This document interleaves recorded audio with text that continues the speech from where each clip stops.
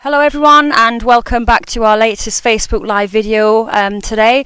Today we're showcasing all the projects that the Worcestershire County Council are involved in that are inspiring the next generation, so children and young people throughout the county, picking up new skills and experiences to go into the world of work.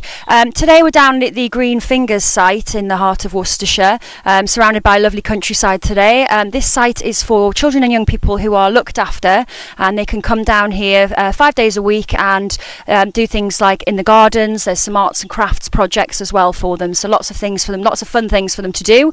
I'm joined by Phil, who's one of the mentors down here at the site. Phil, just tell us roughly when this project first started. It was around about 9 years ago, and it was set up using funding from the Big Lottery and overseen by the council. Okay, and how long have you been working for the Green Fingers project? I've been here about 2.5 years now. I started off as a sessional worker and then got the job as a mentor. Excellent. And tell me a little bit more about what the children and young people who come down here can actually, what can they actually do when they're here?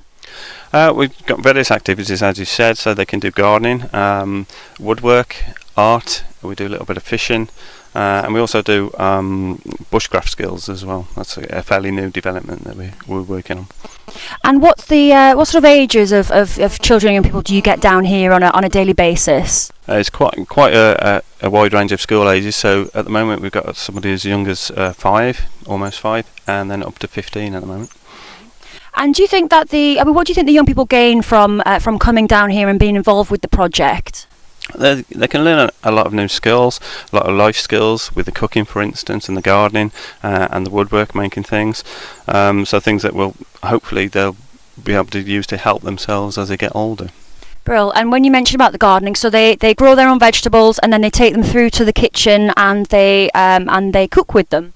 They do, yeah, and it's a great thing to see the full cycle for them, and it gives them a lot of self-esteem, I think, to be able to do that for themselves. Brilliant. So just talking about the allotment patch here, so we're just down here on the allotment. Each young person has their own patch that they grow and they look after. So Phil, could you just maybe talk us through a couple of the things that are being grown at the minute? We are still in winter, so obviously there's not a lot going on at the minute. We've got, there's a few leeks here which we are still able to harvest, I believe.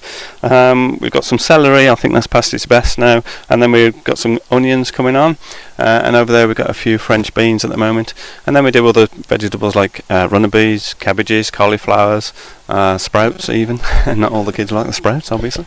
And do the young people sort of take responsibility of their own patches and very much, take pride in looking after them?